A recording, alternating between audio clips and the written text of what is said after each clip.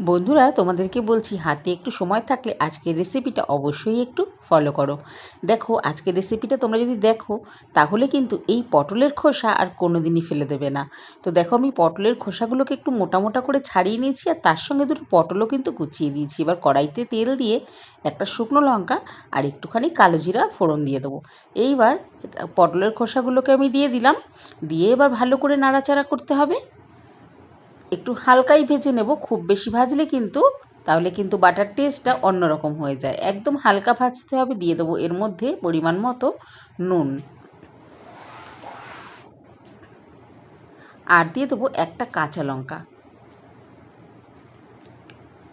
তো বন্ধুরা, পটলের খোসা বাটার এই স্বাদ অসাধারণ হয় এবং একবার খেলে কিন্তু তোমরা বারবার খেতে চাইবে। এত সুন্দর হয় এই রেসিপিটা, মনে হবে শুধু এই পটলের খোসা বাটা দিয়েই সব ভাত খেয়ে নেবে সেদিনকে। তো দেখো, একটা কাঁচা লঙ্কা দিয়ে দিয়েছি আমি এর মধ্যে, আর একটা শুকনো লঙ্কা দিয়েছি। ঝালটা যে যার পছন্দ মতোই কিন্তু তোমরা দেবে, যে যেমন ঝাল পছন্দ করো, তবে এটা একটু ঝাল ঝাল বেশ ভালোই লাগে। দেখো, ভাজা হয়ে গেছে, ঠিক এরকমই ভাজবে, এর থেকে বেশি কিন্তু ভাজলে টেস্ট কিন্তু খারাপ হয়ে যাবে। দেখো, আমি তুলে নিচ্ছি।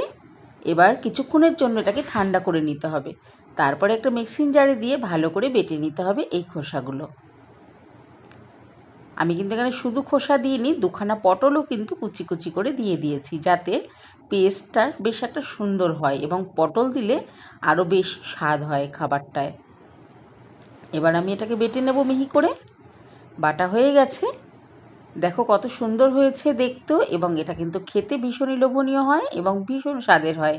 তো তোমরা গরম গরম ভাতের সাথে অবশ্যই এটা খাবে, আর অবশ্যই কমেন্ট করে জানাবে আমার রেসিপিটা কেমন লাগলো আজকে তোমাদের।